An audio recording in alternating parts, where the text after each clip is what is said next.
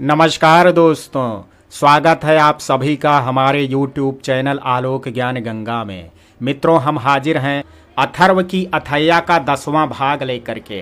अगर आपने इस कहानी के पहले भागों को अभी तक आपने नहीं सुना है तो डिस्क्रिप्शन में मैंने उसका लिंक दे दिया है। इस भाग को सुनने से पहले कहानी को पूरा समझने के लिए इसके पहले के भागों को अवश्य सुनें। तो चलिए मित्रों, देर ना करते हुए कहानी को शुरू करते हैं। सुबह होते ही हम एक टेबल पे नाश्ता करते हुए अथर्व के पूरे परिवार को देखते हैं। सभी अपने अपने नाश्ते को करते हुए एक दूसरे से बातचीत कर रहे होते हैं। वहीं शिवराज नाश्ता करते हुए न्यूज़पेपर को पढ़े जा रहा होता है। इसी बीच अथैया अपने बेटे कान्हा के साथ नीचे हाल में आ पहुंचती है। कान्हा नीचे आते ही दौड़ते हुए अथर्व के पास आ करके बैठ जाता है। तभी अथर्व मुस्कुराते हुए उससे कहता है, और चैंप कैसा है तू? कान्हा मुस्कुराते हुए, अच्छा हूँ। अथर्व मुस्कुराते हुए, चल जल्दी से नाश्ता कर ले, आज तो तेरा टेस्ट है ना, देखना तू हर बार की तरह आज भी अच्छे नंबर लाएगा। इधर अथैया अथर्व की माँ वसुधा के पास आकर के नाश्ता परोसने में वसुधा की मदद करने लगती है। अथैया झट से अपने बेटे कान्हा को नाश्ता निकाल करके उसे देने लगती है। वहीं अथर्व कान्हा के पास बैठा कभी अथैया तो कभी खिड़की की ओर देखे जा रहा होता है, क्योंकि वह देखता है कि अथैया का ज़्यादा ध्यान खिड़की की ओर ही जा रहा है। तभी अथर्व अचानक से उठ करके अथैया से कहता है, अथैया, मैं सोच रहा हूँ क्यों ना आज तुम कान्हा को स्कूल छोड़ करके आओ। वो दरअसल मुझे डैड के साथ ऑफिस के काम से बाहर जाना है। कोई अगर प्रॉब्लम हो तो बता दो, मैं छोड़ आऊँगा उसे। नहीं, कोई प्रॉब्लम नहीं है, मैं चली जाऊंगी, तुम जाओ पापा जी के साथ। वहीं शिवराज अपनी एक नज़र न्यूज़पेपर पे तो दूसरी नज़र अथैया पे रखे हुए होता है। इसी बीच सरस्वती अपने पोते अथर्व की ओर देखते हुए उससे कहती हैं, अथर्व, तो क्या जवाब दिया अथैया ने तुम्हारी बात का? अथर्व सरस्वती से, मतलब दादी माँ, मैं कुछ समझा नहीं। सरस्वती अथर्व से, अथर्व, मैंने सुना है कि तुमने अथैया के सामने अपनी और अथैया की शादी का प्रपोजल रखा है। क्या उसने तुम्हें शादी के लिए हाँ कहा? यह सुनते ही अथैया चौंकते हुए सरस्वती के चेहरे को देखने लगती है। वहीं अथर्व, कान्हा और वसुधा भी चौंकते हुए सरस्वती को देखने लगते हैं। उन्हें समझ में नहीं आ रहा होता है कि यह बात सरस्वती के कानों तक कैसे पहुंच गई। सरस्वती के शब्दों को सुनते ही शिवराज अचानक से न्यूज़पेपर को वहीं टेबल पर रख देता है और गुस्सा होते हुए अपने बेटे से कहने लगता है, प्रपोजल? शादी का प्रपोजल? तुम्हारा दिमाग तो नहीं खराब हो गया है अथर्व? क्या तुम जानते नहीं हो कि तुम्हारी शादी वहीं होगी जहां मैं चाहता हूं? डैड, शायद आप भूल गए हैं कि दुनिया के सामने आपने मेरी शादी अथैया से करवाई थी। इस वक्त पूरा भोपाल जानता है कि आपकी बहू अथैया है और मैं अथैया का पति हूं। पति? बेवकूफ़ मत बनो अथर्व, तुम भी जानते हो कि वो सिर्फ एक पब्लिसिटी स्टंट था। तुम्हारी शादी हकीकत में उससे नहीं करवाई थी मैंने। उस वक्त हालात ही ऐसे थे कि उसे इस घर की बहू बनाना पड़ा मुझे। मेरी शादी हकीकत में हुई हो या नहीं, इससे मुझे कोई लेना देना नहीं है। मुझे बस इतना पता है कि मेरे दिल ने अथैया को अपना माना है और मैं उसके अलावा किसी और को अपनी ज़िंदगी में जगह नहीं दे सकता। मेरी ज़िंदगी का एक बहुत बड़ा हिस्सा है अथैया और कान्हा। मुझे इन दोनों के अलावा और तीसरा कोई नहीं चाहिए। यह सुनते ही शिवराज गुस्से से कांच के गिलास को वहीं फर्श पे फेंक देता है। गिलास के फर्श पे गिरते ही उसके टुकड़े टुकड़े इधर उधर बिखरने लगते हैं। यह देखते ही कान्हा डरते हुए अपनी माँ अथैया के पास आकर के उसकी कमर पकड़ लेता है। वहीं एक कांच की आवाज सुनते ही अथैया भी कान्हा के सिर को सहलाने लगती है। परिवार के सभी लोग घबराते हुए अथर्व और शिवराज को देखने लगते हैं। तभी शिवराज दांत पीसते हुए अपने बेटे से कहता है, बेवकूफ़ मत बनो, अपनी ज़िंदगी को आखिर खत्म क्यों कर रहे हो तुम? एक विधवा से शादी करने का क्या फ़ायदा होगा तुम्हें? प्यार में फ़ायदा नहीं देखा जाता डैड। प्यार प्यार प्यार, अपनी ज़िंदगी को जीना सीखो अथर्व। इन दोनों के साथ नहीं, उसके साथ जिसको हम तुम्हारे साथ मंडप बैठाएंगे, समझ रहे हो तुम? शिवराज अपने बेटे को इतना कहे कर वहां से जाने लगता है। तभी अथर्व भी गुस्सा होते हुए अपने पिता को देखता है और एक गिलास को उठा करके फर्श पर फेंक देता है। कांच की आवाज सुनाई देते ही शिवराज पलटते हुए अपने बेटे की ओर देखता है। तभी अथर्व गुस्सा होते हुए उससे कहता है, आपको क्या लगता है को सिर्फ आपको ही गुस्सा आता है? तो सुन लीजिए, फिर मैं शादी सिर्फ अथैया से करूंगा, उसके अलावा मेरी जिंदगी में कोई और नहीं आएगा। इतना कहते ही अथर्व तुरंत कान्हा की तरफ देखता है और वहां से चला जाता है। वह धीरे से अथैया को घूरता है और फिर कान्हा से कहता है, अथर्व कान्हा से कहते हुए, मैंने पहले भी कहा था कान्हा, अभी भी यही कहता हूं कि हमारा साथ रहना तुम्हारी मम्मा के ऊपर डिपेंड करता है। इतना कहते ही अथर्व वहां से चला जाता है। वहीं यह देख करके कान्हा अथर्व और अपनी माँ को नम आंखों से देखने लगता है। तभी शिवराज गुस्सा होते हुए अथैया से कहने लगता है, आखिर क्या जादू कर दिया तुमने उसके ऊपर? वो इस घर की एक भी बात नहीं सुन रहा है। बताओ आखिर क्या चाहती हो तुम? इधर टेबल के पास खड़ी सरस्वती मुस्कुराते हुए अपनी पोती नैना और मैना से धीरे से कहने लगती है, देखा तुमने, यह है मेरा बेटा जो धीरे धीरे अपने असली रूप में आ रहा है। देख लेना एक दिन वह भी आएगा जब शिवराज उस अथैया को धक्के मार करके इस घर से बाहर निकाल देगा और फिर वो लड़की इस घर में आएगी जिसे मैं लाना चाहती हूँ। नैना धीमे स्वर में, इसका मतलब दादी माँ यह आपके द्वारा लगाई गई आग है। वाह दादी माँ, क्या आग लगाई है आपने? मैना ने धीरे स्वर में कहा। अब जाकर के लग रहा है कि अथैया और उसका बेटा बहुत जल्द इस घर से जाने वाले हैं। नैना मैना से, इसका मतलब अब हम तीनों इस बंगले में चैन की सांस ले पाएंगे। हाँ नैना, हाँ। अब हुई अथैया की यहाँ से जाने की तैयारी शुरू। इधर कान्हा को स्कूल छोड़ करके आने के बाद अथैया कार में बैठी बार बार यही सोचे जा रही होती है कि अब उसे अथर्व का घर छोड़ देना चाहिए। उसके मन में यही चल रहा होता है कि आखिर कब तक वह अथर्व के साथ रह करके उसकी जिंदगी को बर्बाद करेगी। वहीं वह यह भी सोच रही होती है कि वह कान्हा को उससे अलग कैसे करेगी, क्योंकि कान्हा ने अथर्व को अपनी जिंदगी का सबसे बड़ा हिस्सा समझ लिया है। अब कान्हा का एक पल भी अथर्व के बिना नहीं होता है। तभी अथैया कार चलाते हुए खुद से कहने लगती है, हर बार की तरह मैं इस बार कोई गलती नहीं कर सकती। मैं जानती हूँ कि अथर्व ने मेरे पति का खून नहीं किया है, इसलिए अब उसे और उसके परिवार को आजाद करना होगा, नहीं तो अथर्व हमेशा मुझ में और कान्हा में ही अपनी दुनिया खोजता रहेगा। इतना सोचते ही अथैया कार को बंगले की ओर ले जाती है। अथैया नम आंखों को किए हुए अभी भी अथर्व और कान्हा के बारे में ही सोचे जा रही होती है। कुछ ही देर में अथैया की कार बंगले के पास आकर के रुक जाती है। अथैया जल्दी से कार से बाहर कदम रखती है और भागते हुए सीधे अपने कमरे में पहुंचती है।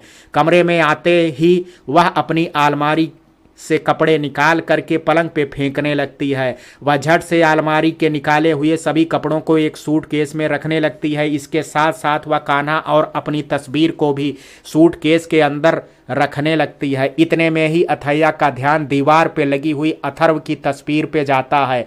वह उस तस्वीर को देखते ही नम आंखों से उससे कहने लगती है, माफ करना अथर्व, जो मैंने तुम्हें अपने पति की मौत का जिम्मेदार माना और हमेशा तुम्हारे साथ गलत किया।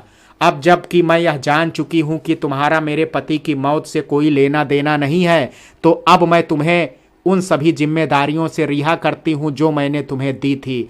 तुम अब आजाद हो अथर्व, मुझसे और कान्हा की जिम्मेदारियों से। इधर हॉस्पिटल के बाहर खड़ी वसुधा मधु और उसके पति का इंतजार कर रही होती है।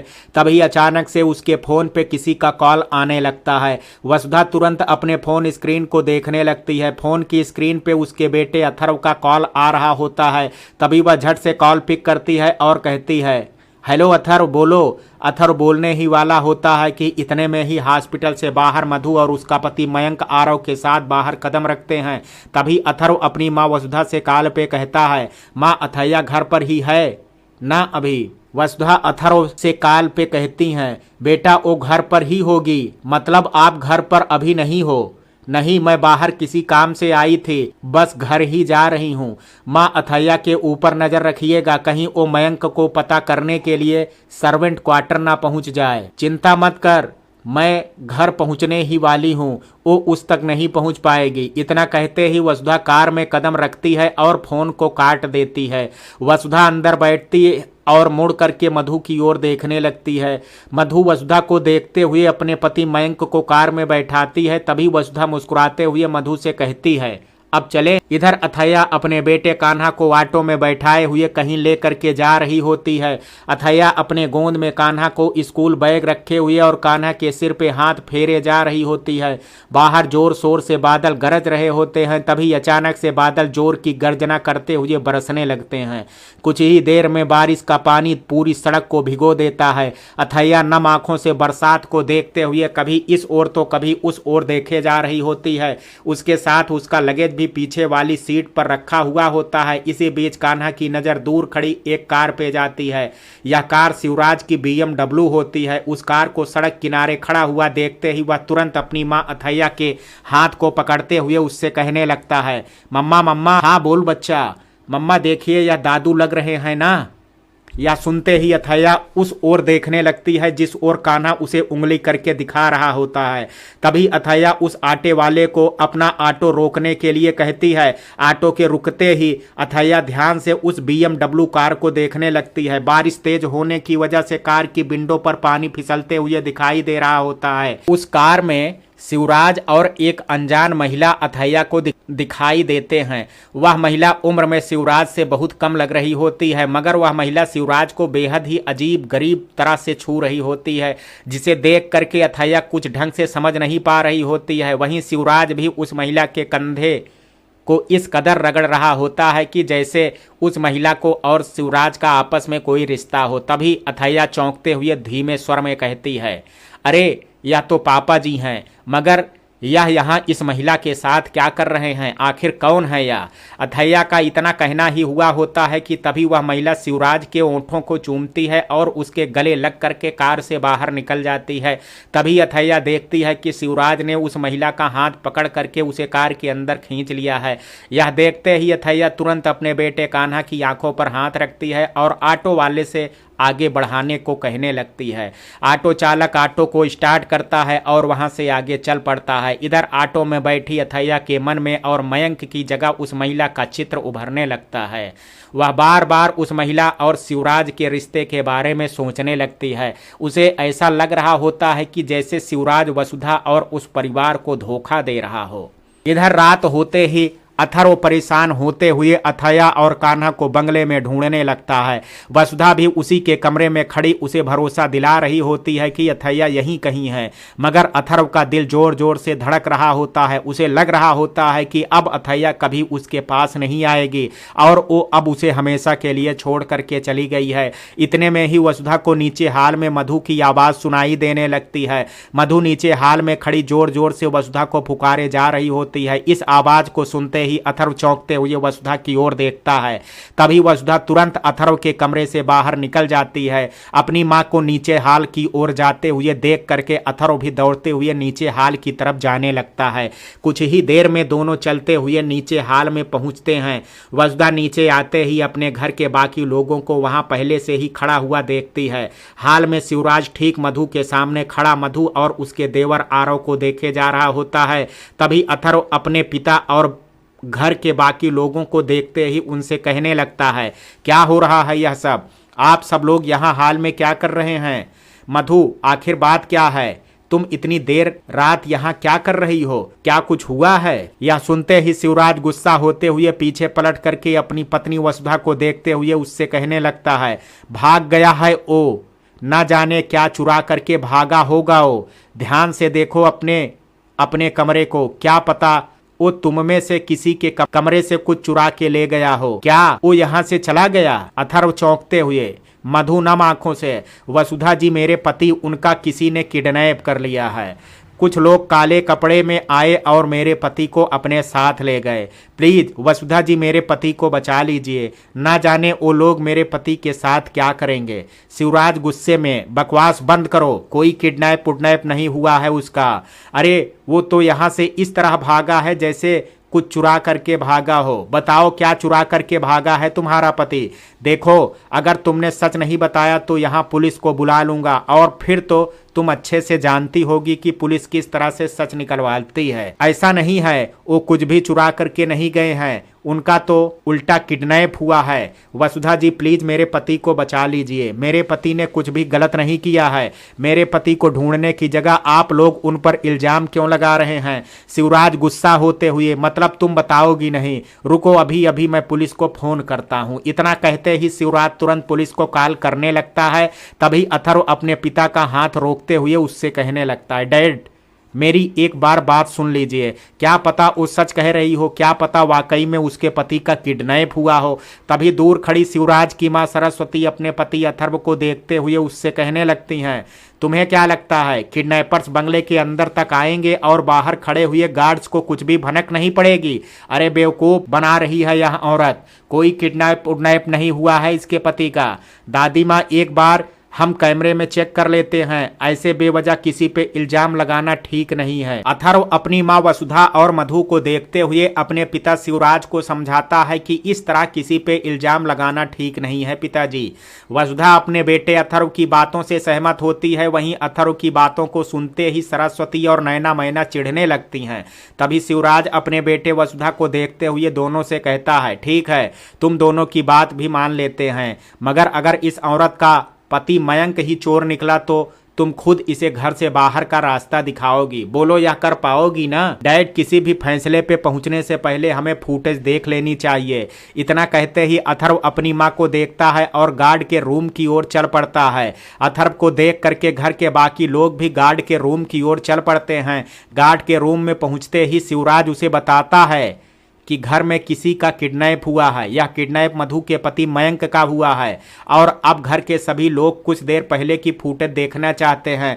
अथर्व तुरंत कंप्यूटर के पास आता है और कुछ देर पहले की फुटेज चेक करने लगता है। इसी बीच उसे वो फुटेज दिखाई देती है जिस फुटेज में कुछ काले कपड़े पहने हुए लोग अचानक से ही सर्वेंट क्वार्टर के इर्द गिर्द घूमते हुए दिखाई देने लगते हैं। उन्हें देखते ही शिवराज चौंकते हुए अपनी मां सरस्वती को देखने लगता है। इसी बीच फुटेज में दिखाई देता है कि वो लोग मयंक को बेहोश करके अपने साथ ले जा रहे हैं। अथर्व तुरंत अपने गार्ड्स को कैमरा ऑन करता है और गार्ड्स की फुटेज देखने लगता है। तभी अथर्व और घर के बाकी लोगों का एक ट्रॉली गार्डन के सामने खड़ी हुई दिखाई देती है। गार्डन के सामने आते आते ही अचानक से उन लोगों के कपड़े बदल जाते हैं। लोग तुरंत मयंक को उस ट्रॉली के अंदर बैठा देते हैं और खुद भी ट्राली में बैठ जाते हैं।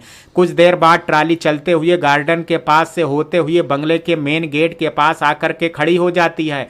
बंगले का सिक्योरिटी गार्ड तुरंत दरवाजा खोलता है और उसके जाते ही दरवाजे को बंद कर देता है। तभी अथर्व अपने पिता को देखते हुए उससे कहने लगता है, डैड आप देख रहे हैं ना, कोई था जो इतनी बड़ी सिक्योरिटी सिस्टम को लांघ करके बड़े ही आराम से हमारे घर में किसी को किडनैप करके अपने साथ ले गया। इसका मतलब समझ रहे हैं ना आप? अथर्व की बात सुनते ही शिवराज गुस्से से बंगले के सिक्योरिटी गार्ड्स को देखने लगता है। शिवराज के गुस्से को देखते ही तभी अचानक से एक गार्ड शिवराज को देखते हुए उससे कहने लगता है, सर मुझे बिल्कुल भी नहीं लगा कि वो लोग यह सब करने के लिए यहाँ आए थे। बेवकूफ़ इंसान, अकल से अंधे हो क्या? दिखाई नहीं देता तुम्हें किसी भी इंसान को ऐसे अंदर आने दोगे तुम? डैड उन्हें बुरा भला कहने से अब कुछ नहीं होने वाला है। इस वक्त हमें यह पता करना चाहिए कि वो लोग कौन हैं और उन्होंने मयंक का किडनैप क्यों किया। इतना कहते ही अथर्व बंगले के सभी सिक्योरिटी गार्ड के चेहरों को देखने लगता है। सभी गार्ड्स के चेहरे पे डर और मायूसी दिखाई देने लगती है। उन्हें देख करके अथर्व तुरंत समझ जाता है कि उन सभी गार्ड्स को उन काले कपड़े वालों के बारे में कुछ भी पता नहीं है। इतना ही नहीं, उन्हें यह भी डर लग रहा होता है कि कहीं उन सभी को आज इस बंगले से हटा ना दिया जाए। तभी अथर्व उन सभी गार्ड्स को भरोसा दिलाते हुए उन सभी को देखते हुए उनसे कहता है, डरिए मत, बस इतना बताइए कि क्या आप लोगों में से किसी ने भी उन लोगों के चेहरे को देखा था? या सुनते ही वह सभी गार्ड्स अपनी अपनी नजरें झुकाते हुए साफ तौर पर मना कर देते हैं, जिसे देख करके शिवराज को उन सभी पर बेहद गुस्सा आने लगता है। मगर तभी उनमें से एक गार्ड अथर्व को बताता है कि उन लोगों में से एक ने रजिस्टर पे अपना नाम और नंबर लिखा है। यह सुनते ही अथर्व मुस्कुराते हुए अपनी मां वसुधा की तरफ देखता है। वहीं वसुधा भी यह सुनते ही अपने पास खड़ी मधु के कंधे पे हाथ रख करके उसे भरोसा दिलाने लगती है कि उसका पति बहुत जल्द उसके पास आ जाएगा। वह गार्ड तुरंत बंगले में आने वाले और बंगले में जाने वाले लोगों के नाम और फोन नंबर वाले रजिस्टर को अथर्व की हथेली पर रख देता है।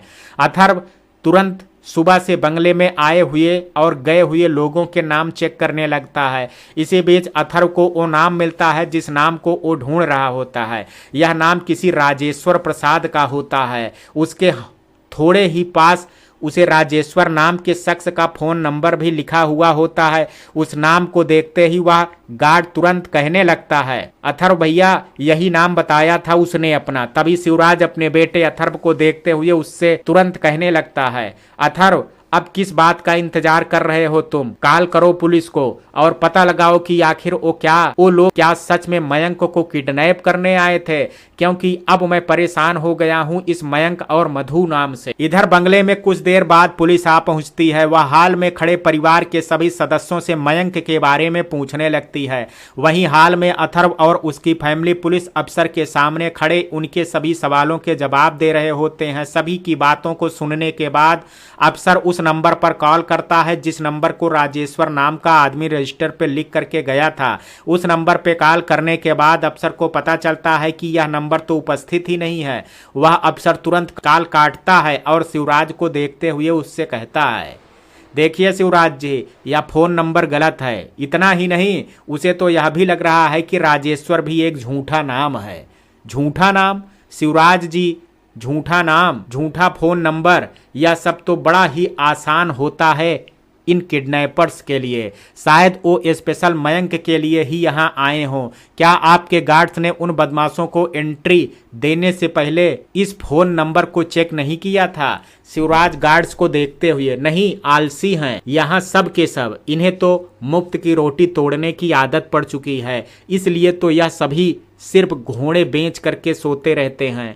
शिवराज जी, इतना तो पक्का है कि उन लोगों ने मयंक को किडनैपिंग के मकसद से नहीं किया है, बल्कि इस किडनैपिंग के पीछे कोई और वजह है। क्योंकि अगर उनका मकसद मयंक को किडनैप करना होता तो वो एक बार मधु को कॉल जरूर करते, मगर उन लोगों ने ऐसा कुछ भी नहीं किया। इंतजार कीजिए, शायद वो लोग मधु जी को कॉल करें। इधर भोपाल शहर में अथर्व इधर से उधर अथैया और कान्हा को पागलों की तरह ढूंढ रहा है। अपने घर की समस्याओं से निपटने के बाद वह शहर के एक छोर से शहर के दूसरी छोर तक उसे ढूंढ रहा होता है, मगर अथैया उसे शहर के किसी भी कोने में नहीं मिल रही होती है। इतना ही नहीं, अथर्व अथैया की माँ अम्मा के पास भी होकर के आ जाता है, मगर उसके बावजूद भी उसे अथैया का पता नहीं चलता है। दर बदर शहर के चक्कर काट करके आखिरकार अथर्व थक हार करके अपने घर लौट आता है। घर आते ही वह अथैया के कमरे में जाता है और वहीं पलंग पे बैठ करके उसे याद करने लगता है। उसे समझ में नहीं आ रहा होता है कि अब आखिर अचानक से ऐसा क्या हो गया कि वो फिर एक बार उसे छोड़ करके चली गई। अथर्व अपनी आंखें बंद करके वहीं पलंग पे लेट जाता है। तभी अथर्व को अचानक से अथैया के फोन की रिंगटोन सुनाई देती है। फोन की आवाज को सुनते ही अथर्व तुरंत उठ करके बैठ जाता है और उस ओर देखने लगता है जहां से अथैया के फोन की आवाज आ रही होती है।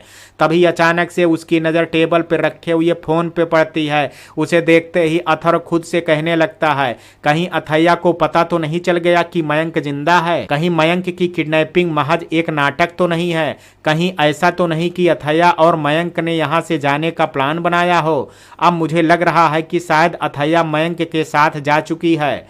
इतना कहते ही अथर्व उठ करके खड़ा हो जाता है और चलते हुए खिड़की के पास आकर के बंगले से बाहर की ओर देखने लगता है।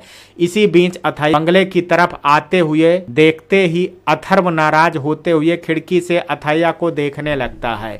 अथैया अपने बेटे कान्हा का हाथ पकड़े उसे अपने साथ लेकर के आ रही होती है। कुछ ही देर में वह चलते हुए अपने कमरे में कदम रखती है। अपने कमरे में आते ही वह लाइट ऑन करती है और अपने कमरे में कदम रखती है। कमरे में अथर्व नीचे निगाह किए हुए कुछ बड़बड़ा रहा होता है। इतने में अथैया चलते हुए उसके पास आकर के खड़ी हो जाती है। तभी अथर्व नीचे निगाहें किए हुए धीरे से अथैया से कहता है, कहाँ से आ रही हो अथैया? अथैया जवाब देते हुए, कहीं गई थी कान्हा के साथ। हाँ, कान्हा के साथ। अथैया क्या मेरे माथे पर बेवकूफ लिखा हुआ दिखाई दे रहा है तुम्हें?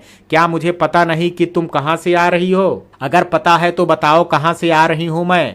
उस मयंक से मिल करके। मयंक से मिल करके? हाँ अथैया, तुम जानती हो कि तुम्हारा पति मयंक जिंदा है। क्या मुझे पता नहीं कि तुम बार बार सर्वेंट क्वार्टर मयंक को ढूंढने जाती थी? बार बार तलब उठती थी ना अपने पति को देखने की या जानने की कि वो जिंदा है या नहीं? तुमने इसलिए किडनैप करवाया था ना उसका, ताकि तुम और वो बड़े आराम से अपनी जिंदगी जियो। क्या मयंक जिंदा है? अथर्व, इस बारे में तुमने मुझे पहले क्यों नहीं बताया? मैं इतने महीनों से सफेद कपड़े पहन करके जी रही थी, मेरा पति जिंदा था, यह बात मुझे ही नहीं पता थी। क्यों अथर्व, क्यों नहीं बताया तुमने मुझे? अथर्व चौंकते हुए, मतलब तुम यह सब नहीं जानती मयंक जिंदा है? नहीं अथर्व नहीं, मैं कुछ भी नहीं जानती थी। हाँ मगर अब मैं जानती हूँ, इसलिए अब मैं अपने पति और अपने बच्चे के साथ हमेशा हमेशा के लिए यहाँ से जाना चाहती हूँ। तुमने बहुत खेल खेल लिया अथर्व मेरी और कान्हा की जिंदगी से, मगर अब और नहीं। कान्हा गुस्सा होते हुए, अथर्व आप बहुत बुरे इंसान हो, आपने मुझे मेरे डैड से दूर किया, कभी नहीं बताया कि मेरे डैड यहीं रह रहे हैं। क्या अथर्व? क्यों अथर्व, आप तो मेरी दोस्ती के लायक भी नहीं हो। दोनों इतना कहते ही दोबारा से मुड़ते हैं और कमरे से बाहर जाने लगते हैं। यह देखते ही अथर्व घबराते हुए उन दोनों को रोकने लगता है। तभी अथैया गुस्से से उसे देखते हुए उससे कहने लगती है, अथर्व तुम बहुत बुरे इंसान हो, तुमने एक पत्नी को और एक बेटे को उसके पिता से दूर किया है,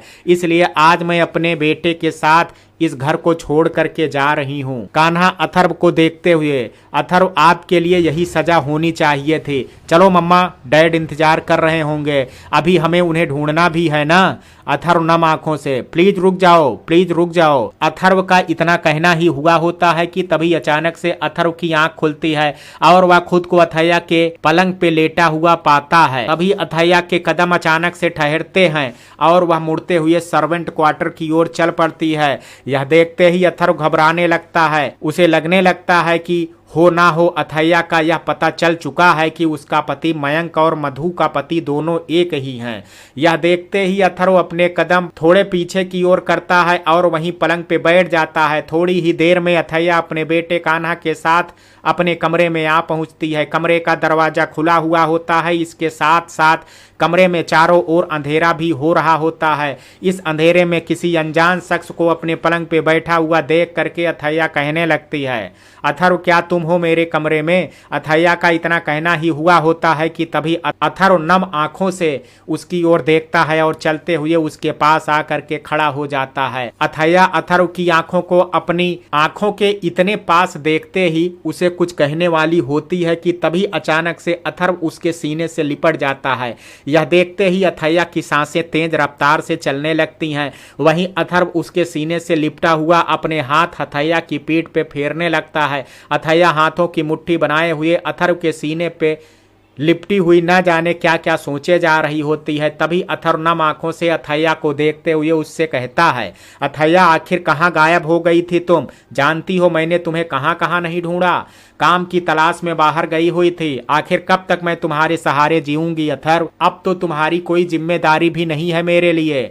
ऐसा नहीं है अथैया, तुम मेरी जिम्मेदारी पहले भी थी, आज भी हो, और मैं चाहता हूं कि तुम आगे भी मेरी जिम्मेदारी रहो। मगर क्यों अथर्व, क्यों चाहते हो तुम कि मैं तुम्हारी जिम्मेदारी रहूं? आखिर क्या मिलेगा तुम्हें यह सब करके? अथर्व, क्योंकि मैं तुमसे बहुत प्यार करता हूँ अथैया, और मैं यह भी जानता हूँ कि तुम मुझसे प्यार नहीं करते। मगर क्या करूँ अथैया, यह दिल किसी और को तुम्हारी जगह नहीं देना चाहता। मुझे तुम और कान्हा चाहिए अथैया। अथैया अथर्व से, अथर्व अथैया से, अथैया तुम्हारे साथ रह करके मुझे इतना तो पता चल चुका है कि तुम कभी भी नाराज हो सकती हो, पर आज किस बात की नाराजगी ने तुम्हें घर छोड़ने पर मजबूर कर दिया? इसी बात ने, ना कि मेरे डैड नहीं चाहते कि तुम मेरे साथ रहो, मगर मैं चाहता हूं तुम्हें अपनी जिंदगी में लाना। इतना कहते ही अथर्व कान्हा के सिर पे हाथ फेरता है और उसके कमरे से बाहर जाने लगता है। इतने में वह अपने कदम रोकता है और अथैया की ओर देखते हुए कहता है, अथैया तुम मेरे पिता से नाराज थी, इसलिए इस घर को छोड़ करके चली गई थी, मगर वापस आने की वजह जान सकता हूँ? अथैया के ओंठ से कुछ भी ना निकलते हुए देख करके अथर्व अपने कदम आगे बढ़ाता है और वहां से जाने लगता है। तभी अचानक से अथैया उसे रोकते हुए दूर से ही उससे कहती है, कुछ है जो तुम्हें बताना है, कुछ ऐसा जिसे सुन करके तुम्हारे पैरों के नीचे से जमीन खिसक जाएगी। अथर्व दरवाजे के पास से, अथैया क्या बताना चाहते हो तुम मुझे? वक्त आने पर सब बता दूंगी। इतना सुनते ही अथर्व समझ जाता है कि अथैया जरूर उसे यह बताना चाहती होगी कि मधु का पति कोई और नहीं बल्कि उसका पति मयंक है। यह सोचते ही अथर्व वहां से चला जाता है। इधर कमरे में कान्हा अपनी माँ अथैया को देखते हुए उससे कहता है, मम्मा अथर्व को क्या हुआ? वो ऐसी अजीब बातें क्यों कर रहा है? मुझे नहीं पता बच्चा, यह सब छोड़ो और जल्दी से सो जाओ। देखो रात बहुत हो रही है, हमें इस वक्त सोना चाहिए। अम्मा जी के घर पर देखते हैं, अम्मा झूले पे बैठी हुई झूला झूलते हुए मयंक को घूरे जा रही होती हैं। वहीं मयंक अपनी आंखें बंद किए हुए गहरी नींद में सो रहा होता है। तभी अचानक से उसकी आंखें खुलती है। आंख खुलते ही वह तुरंत अपने आसपास देखने लगता है। उस घर को देखते ही मयंक को चक्कर से आने लगता है। यह सब देख करके उसे ऐसा लग रहा होता है कि जैसे उसने इस घर को पहले ही कभी देखा हो। इसी बीच वह अपनी आंखों के ठीक सामने अम्मा जी को बैठा हुआ देखता है। अम्मा मुस्कुराते हुए मयंक को घूरे जा रही होती हैं। अम्मा के इर्द गिर्द बहुत सारे लोग खड़े हुए मयंक को देख रहे होते हैं। वहीं मयंक की झपकती हुई पलकें अम्मा के चेहरे को और अपने आसपास खड़े हुए लोगों को देख करके सहम रही होती हैं। मयंक को देख करके ऐसा लग रहा होता है कि जैसे उसे धीरे धीरे अम्मा का चेहरा याद आ रहा हो। अम्मा तुरंत राजू की तरफ अपनी हथेली करती हैं। राजू तुरंत एक पान लगा करके उसे देता है। वह तुरंत पान को मुंह में डालती हैं और मयंक की आंखों को देखने लगती हैं। तभी अम्मा अपने झूले को रोकते हुए मयंक के माथे पे आ रहे पसीनों को देख करके उससे कहने लगती हैं, यह चेहरा याद आया मयंक? यह वही चेहरा है जो नहीं चाहता था कि तुम मेरी बेटी की जिंदगी में आओ।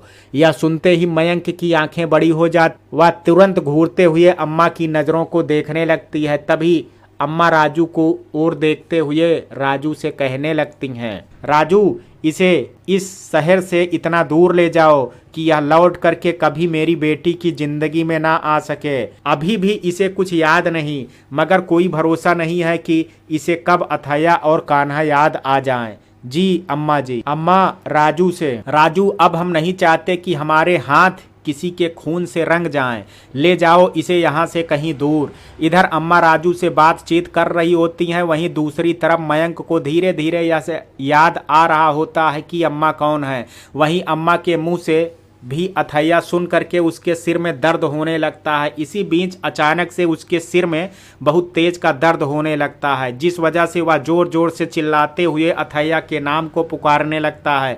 उसकी आवाज़ इतनी ज़्यादा तेज होती है कि वह धीरे धीरे पूरे बस्ती में फैलने लगती है। अथैया के नाम को सुनते ही बस्ती के लोग अम्मा के घर के बाहर आकर के झुंड बना लेते हैं। यह देखते ही राजू तुरंत खिड़की बंद करने के लिए खिड़की के पास आता है। तभी बाहर खड़ी हुई एक औरत राजू को देखते हुए उससे कहने लगती है, क्या वापस लौट आया है वो हैवान? अरे निकालो उसे यहाँ से, वरना हम सब इस बस्ती को छोड़ करके चले जाएंगे। यह सुनते ही राजू तुरंत खिड़की को बंद करता है और दौड़ते हुए अम्मा के पास आकर के उसे सब बता देता है। अम्मा बात को अच्छे से जानती हैं कि बस्ती का कोई भी इंसान मयंक को पसंद नहीं करता है। तभी अम्मा राजू को देखते हुए उससे कहती हैं, बेहोशी का इंजेक्शन लगाओ इसे, इसके बेहोश होते ही इसे किसी कमरे में फेंक देना। इतना कहते ही अम्मा वहां से चली जाती हैं। अम्मा के वहां से जाते ही मयंक और भी ज्यादा जोर जोर से अथैया को पुकारने लगता है। तभी राजू तुरंत इंजेक्शन निकाल करके उसके हाथ पे लगा देता है। कुछ ही देर बाद मयंक की आंखें बंद हो जाती हैं और वह लोग उसे उठा करके एक कमरे में डाल देते हैं। अगली सुबह अथैया उस कमरे के पास से होकर के गुजरती है जिस कमरे में अथर्व बचपन से रहता था। अथैया उस कमरे के पास से होकर के जा रही होती है कि इसी बीच उसे उस कमरे का दरवाजा खुला हुआ दिखाई देता है। उस दरवाजे को खुला हुआ देख करके अथैया तुरंत अंदर झांक करके कहने लगती है, क्या अंदर कोई है? अंदर से कोई आवाज ना सुनाई देने पर अथैया कमरे के अंदर चली जाती है। अंदर आते ही अथैया को वहां कुछ लाइट ऑन तो कुछ लाइट ऑफ दिखाई देती है। यह देख करके अथैया घबराते हुए अपने कदम और आगे बढ़ाने लगती है। इसी बीच अथैया को अथर्व और उसकी माँ बाप की तस्वीर दिखाई देती है। उस तस्वीर को देखते ही अथैया उसे छू करके देखने लगती है कि तभी अचानक उसका ध्यान सामने खड़ी अलमारी पे जाता है। अलमारी पे एक आईना होता है, जिस आईने पे उसे अथर्व दिखाई देता है। अथर्व को अचानक से आईने पे देख करके अथैया घबरा जाती है और वह जोर जोर से चिल्लाने लगती है।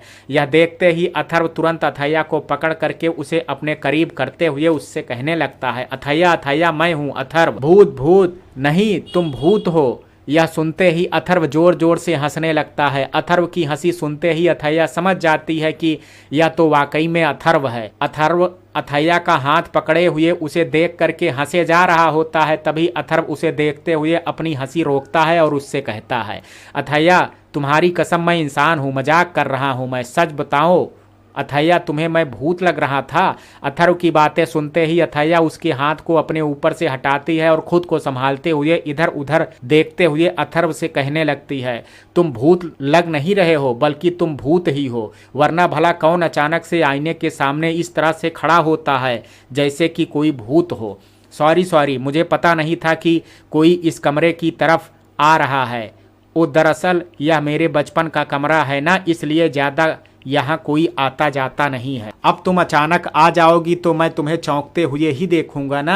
अथैया अथर्व से कमरे का दरवाजा इस तरह से खुला हुआ था तो मुझे लगा कि शायद कोई चोर कमरे के अंदर आ गया है। अब पता चल गया कि वह चोर तुम थे। ठीक है अब मैं चलती हूँ। इतना कह करके अथैया वहां से जाने लगती है। तभी अचानक से अथैया को अलमारी के दराज से एक तस्वीर बाहर की ओर निकली हुई दिखाई देती है। इस तस्वीर को देखते ही अथैया अलमारी के पास आती है और उस तस्वीर को बाहर निकाल करके उसे देखने लगती है। इस तस्वीर को देखते ही अथैया को उस औरत का चेहरा याद आता है जो औरत पिछले दिन उसे बारिश में शिवराज के साथ दिखी थी। उस तस्वीर को देखते ही अथैया चौंकते हुए तुरंत अथर्व से पूछने लगती है, अथर्व क्या तुम इस औरत को जानते हो? अथर्व तस्वीर को देखते हुए, अरे यह तो मेरी माँ की दोस्त शालिनी है। इन्हें ना जाने मैंने पिछले कितने सालों से नहीं देखा है। माँ के जाने के बाद इन्हें मैंने दोबारा कभी नहीं देखा। वैसे तुम क्यों पूछ रही हो? अथैया अथर्व से, सभी तस्वीरों में तुम्हारी माँ और तुम्हारा परिवार दिख रहा है, मगर इस तस्वीर में तुम्हारे पिता, माँ और यह औरत दिख रही हैं। बस इसलिए पूछा कि यह औरत कौन है। अथैया यह औरत मेरी माँ के साथ साथ मेरे पिता की भी अच्छी दोस्त थी, क्योंकि यह उनके ऑफिस में उनके साथ काम करती थी। यह सुनते ही अथैया का शक अंजू के ऊपर और भी ज़्यादा बढ़ने लगता है। वह समझ जाती है कि दुनिया के सामने शिवराज ने अपनी इस किताब को कभी नहीं खोला, मगर आज भी उसने इस किताब को लिखना बंद नहीं किया है। इधर अथैया उस तस्वीर को लगातार देखे जा रही होती है। वह समझ चुकी होती है कि यह औरत वही है जिसे उसने शिवराज के साथ देखा था। अब वह अपने मन में यह फैसला कर लेती है कि जब तक वह इस महिला का पता नहीं कर लेती तब तक वह इस घर से नहीं जाएगी। अथैया उन तस्वीरों को देख करके वहां से जाने ही वाली होती है कि तभी उसके फ़ोन पे कान्हा की क्लास टीचर का कॉल आने लगता है। अथैया अपने बेटे की क्लास टीचर से बात करते हुए अथर्व के पुराने वाले कमरे से बाहर आ जाती है। वहीं अथर्व भी उस कमरे से बाहर आ जाता है। इसी बीच वह कॉल काटती है और पलटते हुए अथर्व की तरफ मुड़ने लगती है। वह अथर्व की तरफ अभी मुड़ी ही होती है कि तभी वह अपनी आंखों के सामने अथर्व को देखती है। अथर्व को फिर अचानक से अपनी आंखों के सामने देखते ही अथैया घबरा जाती है। वहीं अथर्व फिर एक बार अथैया के घबराते हुए चेहरे को देख करके जोर जोर से हंसने लगता है। तभी अथैया गुस्सा होते हुए उससे कहती है, हंस लिया तुमने? सॉरी अब नहीं हंसूंगा। हंसो और हंसो, उसके बाद कान्हा के टीचर से डांट भी खा लेना ताकि तुम्हारी हंसी थोड़ी कम हो सके। मतलब कान्हा के स्कूल से कॉल आया है, उसके माँ और पिता को बुलाया है उन्होंने। डरो मत स्वीट गर्ल, तुम्हारे साथ कान्हा का पिता यानी कि अथर्व मौजूद है। इधर स्कूल पहुंचते ही अथर्व और अथैया को कान्हा की क्लास टीचर उन्हें अपने रूम के अंदर बुलाती हैं। कान्हा अभी क्लास रूम में नहीं होता है, इसलिए उसकी क्लास टीचर ने उसके माँ पापा को बुलाया था। दोनों के अंदर आने के बाद कान्हा की क्लास टीचर अथर्व और अथैया से बात करने लगती हैं।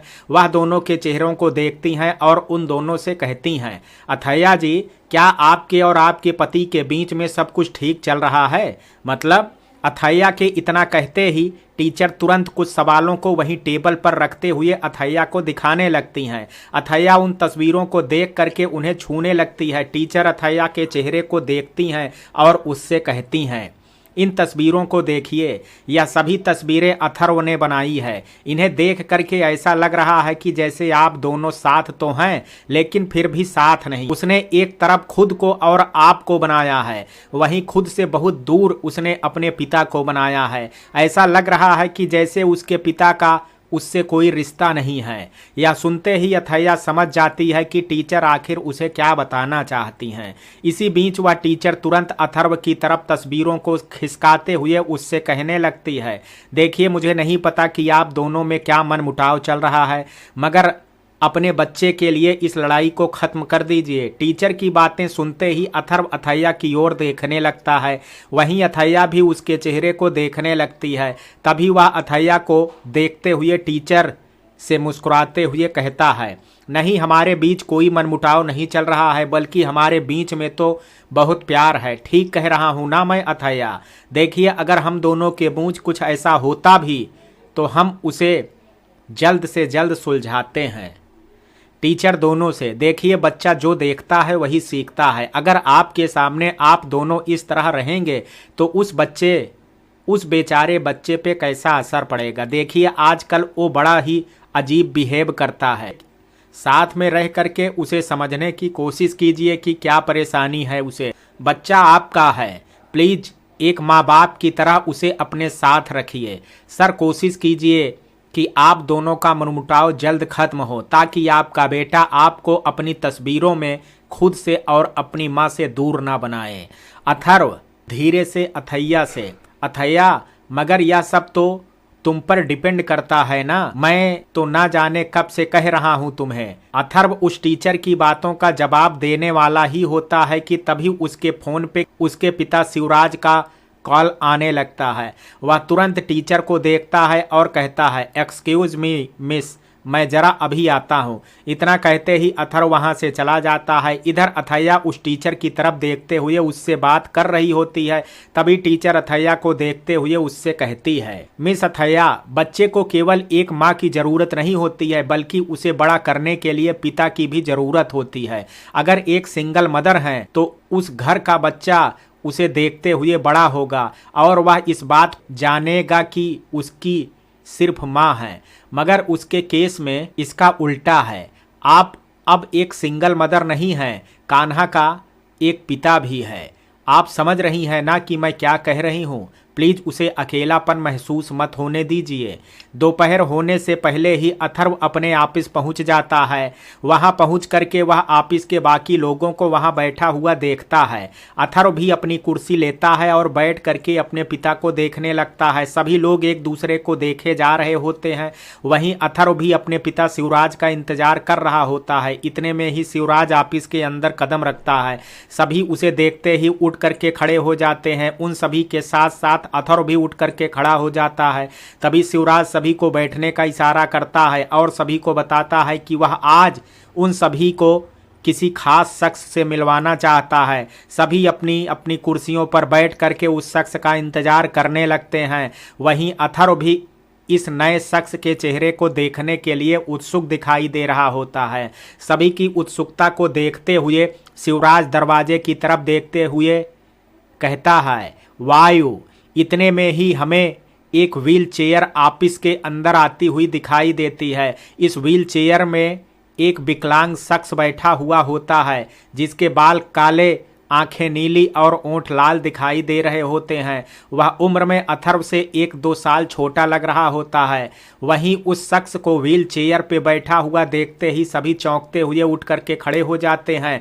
अथर्व भी उस विकलांग शख्स को अपने ऑफिस में देख करके कुर्सी से उठ जाता है और चौंकते हुए अपने पिता से कहता है, डैड, यह क्या हमारे साथ काम करने वाले हैं? यह सुनते ही शिवराज मुस्कुराते हुए खड़े हुए लोगों को देखते हुए उनसे कहने लगता है, चलिए, बहुत अच्छा है जो आप सब खड़े हो गए मिस्टर वायु को सम्मान देने के लिए। इतना सुनते ही उन सभी लोगों में से एक आदमी शिवराज को देखते हुए उससे पूछने लगता है, वायु, मगर शिवराज जी या तो विकलांग हैं या भला हमारे बिजनेस को आगे बढ़ाने में कैसे मदद कर सकते हैं? इस बात को सुनते ही वायु अपनी व्हील चेयर को आगे लाते हुए उन सभी लोगों को देखते हुए उनसे कहने लगता है, बिजनेस पैरों से नहीं चलाया जाता है, वो जिस चीज़ से चलता है वो मेरे पास है, मगर शायद आप लोगों के पास नहीं है, इसलिए शायद आप पैरों की बात कर रहे हैं।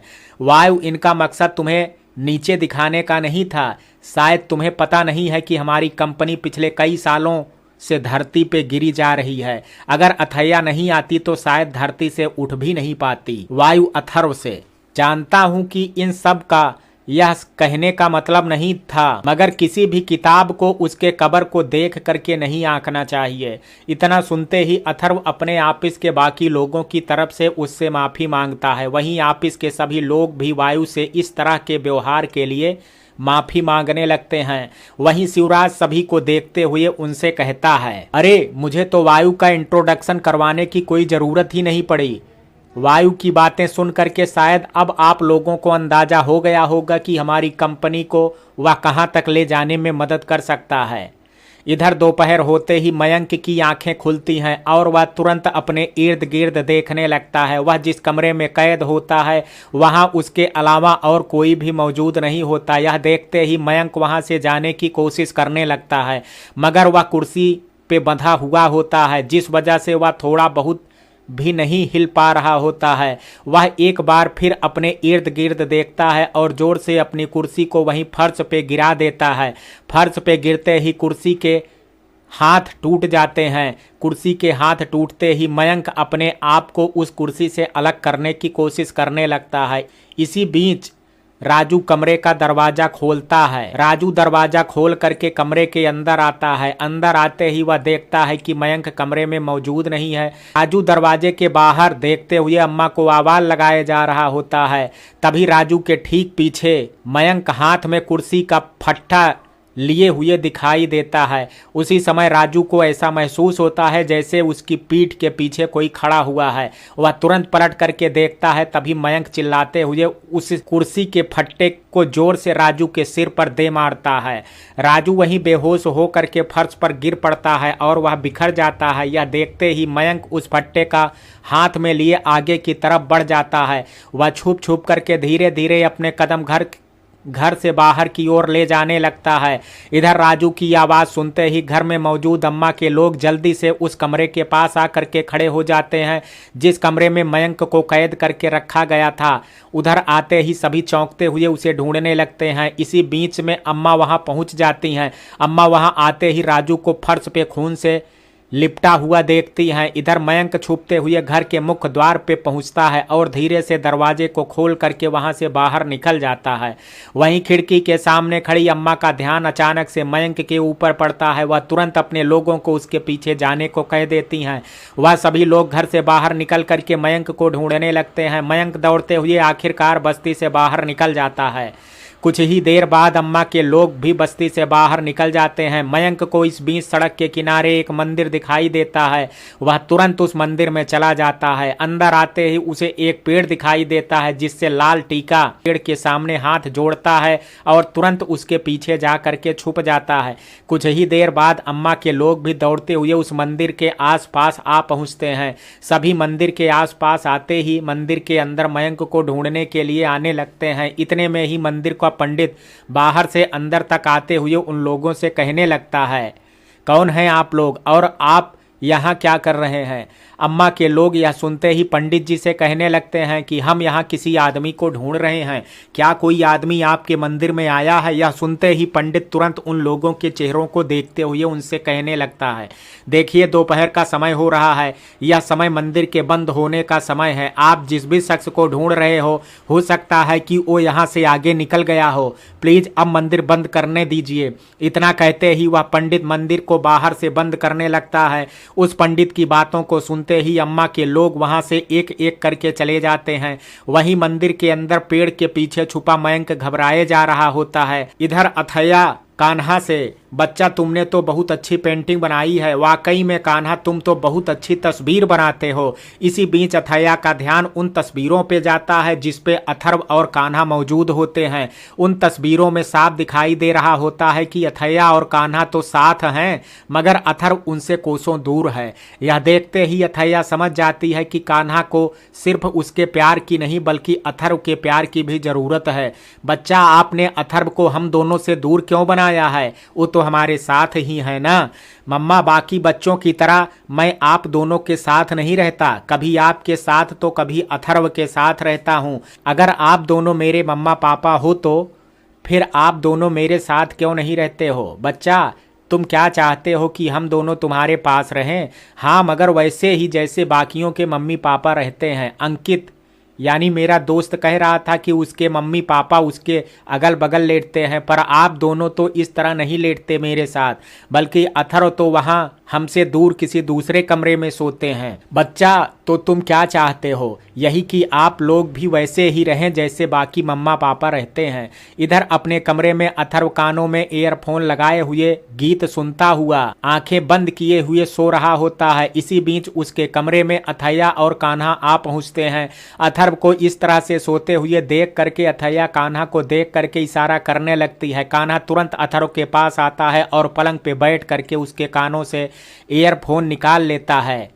ईयरफोन हटते ही अथर्व की आंखें खुल जाती हैं। वह तुरंत कान्हा और अथैया को अपनी आंखों के सामने देखता है और कहता है, अरे चैम, तुम इतनी रात में अपनी मम्मा के साथ यहाँ बोरिया बिस्तर लिए क्या कर रहे हो? अथर्व कान्हा अथर्व से, मम्मा आपसे कुछ कहना चाहती हैं, क्या आप उनकी बात सुनोगे? अथर्व मुस्कुराते हुए कान्हा से, क्यों नहीं चैम्प, अब तू कह रहा है तो सुनना ही पड़ेगा, तो बोलो अथैया क्या कहना चाहती हो? ओ अथर्व, हाँ क्या बात है, बोलो। अथैया अथर्व से, ओ अथर्व, हाँ आगे भी बोलो। ओ अथर्व, क्या हम दोनों तुम्हारे कमरे में आज के लिए सो सकते हैं? या सुनते ही कान्हा तुरंत अथैया के पास आकर के उसकी उंगली पकड़ करके धीरे से उससे कहने लगता है। कान्हा मुंह फुलाते हुए, मम्मा बस आज के लिए। कान्हा की बातें सुनते ही अथर्व भी उसके मजे लेने के लिए मुस्कुराते हुए अथैया से कहने लगता है, अथैया बस आज के लिए ना? नहीं, ओ क्या हम दोनों तुम्हारे कमरे में रोज के लिए सो सकते हैं? अथर्व आंखों को देखते हुए, रोज के लिए? ठीक है, सो सकती हो। यह सुनते ही अथैया अपनी चादर को हाथ में लिए पलंग के पास आने लगती है। वहीं अथर्व उसे अपने पलंग के पास आता हुआ देख करके अपने पलंग से उतरने लगता है। तभी कान्हा अपनी माँ को देखते हुए उससे धीरे से कहता है, मम्मा आप जानती हो ना कि मैं क्या चाहता हूँ? कान्हा के उदास होते ही चेहरे को देख करके अथैया अथर्व के मुस्कुराते हुए चेहरे को देखने लगती है। अथर्व उतरने ही वाला होता है कि तभी अथैया हिम्मत करते हुए उसे रोकते हुए उससे कहती है, अथर्व रुको। अथैया के बोल सुनते ही अथर्व कुछ देर ठहरता है और अथैया की ओर देखने लगता है। वह बड़े ही प्यार से अथैया की निगाहों की ओर ही देखे जा रहा होता है। वहीं कान्हा अपनी माँ अथैया की उंगली पकड़े उसे इशारों से कह रहा होता है कि वह अथर्व को रोक ले। अपने बेटे कान्हा को नाराज होते हुए देख करके अथैया थोड़ा सा हिचकिचाते हुए अथर्व से कहती है, ओ क्या तुम भी हम दोनों के साथ सो सकते हो? मतलब कान्हा के पास सो सकते हो क्या? कान्हा के पास क्यों? कान्हा को किसी बात को लेकर के डर रहा है क्या? डरो मत कान्हा, मैं यहीं सोफे पे लेटा हूं ना। यह सुनते ही अथैया समझ जाती है कि अब अथर्व नाटक कर रहा है। वह तुरंत उसके फोन पे मैसेज करती है और उसे लिख करके भेजती है, बड़े बन रहे हो तुम, क्यों तुम जानते नहीं हो कि कान्हा के लिए मैं यह सब कह रही हूँ। अथर्व तुरंत या पढ़ करके उसके मैसेज का रिप्लाई करते हुए उसे मैसेज करता है, वो तो मुझे पता है, मगर क्या वाकई में तुम मेरे साथ बेड शेयर कर पाओगी? या पढ़ने के तुरंत बाद अथैया अथर्व को देखते हुए उसे रिप्लाई करती है, तुम यह बताओ कि तुम कान्हा को नॉर्मल करने में मेरी मदद करोगे या नहीं? हाँ, अपने चैम्प के लिए तो मैं तुम्हारे साथ क्या किसी भी चुड़ैल के साथ सो सकता हूँ, बस मुझसे थोड़ी दूर हो करके लेटने की कोशिश करना। पता है ना पिछली बार जब तुम मेरे करीब आई थी तो क्या हुआ था? अथर्व का मैसेज पढ़ते ही अथैया घूरते हुए उसकी आंखों को देखती है और उससे सीधे कहती है, अगर ऐसी गलती की ना तो इस बार मैं तुम्हें छोड़ूंगी नहीं, बदला लूंगी अपना। यह सुनते ही अथर्व उसे देखते हुए उससे तुरंत इशारा करते हुए फोन उठाने को कहता है। अथैया तुरंत फोन की स्क्रीन को देखती है, तभी उसमें अथर्व का मैसेज आता है। उस मैसेज पे अथर्व ने लिखा हुआ होता है, बदला लोगी मतलब किस तरीके का बदला, कहीं लिप टू लिप? यह पढ़ते ही अथैया तुरंत गुस्सा होकर के उसके ऊपर तकिया फेंक देती है। यह देखते ही अथर्व भी उस तकिए को कैच कर लेता है और उसे उठा करके अथैया के ऊपर फेंक देता है। कुछ ही देर में हम रीडर्स अथैया, अथर्व और कान्हा को साथ में एक परिवार की तरह हंसता खेलता हुआ देखते हैं। कुछ ही देर में वसुधा अथैया, अथर्व और कान्हा को साथ में एक परिवार की तरह हंसता खेलता हुआ देखती है। वहीं कॉरिडोर में खड़ी वसुधा अथर्व और अथैया को देख करके बहुत खुश हो जाती है। यह देखते ही वसुधा वहां से जाने लगती है। वसुधा वहां से कदम बढ़ा करके वहां से जाने वाली ही होती है कि तभी उसके पीछे सरस्वती हाथ रखते हुए उससे कहती हैं, वसुधा कितना खुश लग रहा है ना अथर्व का परिवार। इसे देख करके ऐसा लग रहा है कि जैसे उसे उसकी मंजिल मिल गई हो। माफ करना वसुधा, वो मैंने सब लोगों के सामने अथैया और अथर्व के रिश्ते की बात की। दरअसल मैं सोच रही थी कि अथैया हमारे घर की बहू बने। माँ, आपके मुंह में इतने मीठे बोल सुनने में अच्छे नहीं लग रहे हैं, मगर फिर भी आपने अथर्व की चिंता की, इसके लिए शुक्रिया। जानती हूँ कि मैं कभी मीठे बोल नहीं बोलती, मगर आज शिवराज इस मुकाम पर पहुँचा है तो कहीं ना कहीं इसमें अथैया का ही हाथ है। इसलिए मैं भी चाहती हूँ कि अथैया और अथर्व एक धागे में जुड़ जाएं। मैं भी यही चाहती हूँ, काश यह सपना पूरा हो जाए। चिंता मत करो, यह सपना जरूर पूरा होगा। इससे अथर्व को एक गुणी पत्नी मिलेगी और हमें एक समझदार बहू। बस मयंक वापस ना लौटे। वसुधा चौंकते हुए, मयंक मतलब क्या कह रही हैं आप? सरस्वती वसुधा से, वसुधा मैं जानती हूँ कि अथैया का पति मयंक और मधु का पति मयंक एक ही है। भगवान जाने उसका किडनैप किसने किया है, मगर जिसने भी किया है बहुत अच्छा किया है। अब तुम यह सोच रही होगी कि मुझे यह सब कैसे पता है? वसुधा चौंकते हुए, हाँ, सरस्वती वसुधा से, उस रात जब अथर्व तुम्हें अपने दिल का हाल सुना रहा था तब वहाँ मैं भी मौजूद थी और उसी रात मुझे यह पता चला कि अथर्व अथैया से कितना ज़्यादा प्यार करता है। बस अब भगवान करे कि अथर्व और अथैया के बीच में मयंक ना लौटे। इधर कमरे के अंदर से अथर्व, अथैया और कान्हा के खिलखिलाने की आवाज़ सुनाई दे रही होती है, जिसे सुनते ही वसुधा मुस्कुराते हुए उन तीनों को झांक करके देखने लगती है। अथर्व, अथैया और कान्हा की किलकारियां सुन करके वसुधा मुस्कुराते हुए धीमे स्वर में सरस्वती से कहती है, काश मयंक किसी तरह अपने घर पहुंच जाए, काश वो हमेशा मधु की ही जिंदगी में रहे। भगवान करे कि दोनों अपनी अपनी जिंदगी में खुश रहें। आखिरकार काफी देर की हंसी ठिठोली के बाद कान्हा गहरी नींद में साथ में सो जाता है। अथैया उसके एक तरफ तो वहीं अथर्व उसके दूसरी तरफ लेटा हुआ होता है। इसी बीच अथैया को अपने हाथ की उंगलियों पर किसी और की उंगलियां महसूस होती हैं। वह धीरे से अपनी आंखें खोलती है और अपने हाथों को देखने लगती है। वह देखती है कि उसकी हथेली के ठीक ऊपर अथर्व की हथेलियां रखी हुई हैं। यह देखते ही अथैया धीरे से अपनी हथेली को अथर्व की हथेली के नीचे से खिसकाने की कोशिश करने लगती है। अथैया धीरे धीरे अपनी उंगलियों को खिसकाए जा रही होती है, तभी वह धीरे से उसके हाथ को पकड़ करके अपने ऊपर से हटा देती है और अपने बेटे कान्हा के ऊपर हथेली रख करके उसे सहलाने लगती है। इसी बीच कान्हा सोते हुए अथर्व का हाथ पकड़ करके अपने सीने पे रखे हुए अथैया की हथेली के ऊपर अपना हाथ रख देता है। तभी अथैया धीरे से अथर्व और कान्हा की ओर देखने लगती है। अथर्व गहरी नींद में सोते हुए उसके चेहरे की तरफ मुंह करके लेटा हुआ होता है। अथर्व और कान्हा को एक दूसरे के साथ लेटा हुआ देख करके अथैया भी अपनी आंख बंद करती है और सो जाती है। अगली सुबह होते ही अथैया अथर्व और कान्हा को देखती है। कान्हा बेहद ही गहरी नींद में सोते हुए अथर्व के ऊपर हाथ और पैर रखे हुए होता है। यह देख करके अथैया उठ करके खड़ी हो जाती है। इसी बीच अथैया का ध्यान अथर्व के चेहरे पे पड़ता है। कमरे में पंखा चल रहा होता है, जिस वजह से अथर्व के बाल यहाँ से वहाँ उड़ रहे होते हैं। यह देख करके अथैया धीरे से उसके पास आती है और उसके बालों को सहलाते हुए धीमे स्वर में कहती है, अथर्व माफ़ करना मुझे, क्योंकि मैं नहीं जानती कि यह प्यार है या कुछ और। जो तुम महसूस करते हो वह ना जाने मैं कब से महसूस कर रही हूँ। जानते हो कब से? उस दिन से जब मैंने पहली बार करवा चौथ रखा था। वो कान्हा के लिए नहीं था बल्कि तुम्हारे लिए था।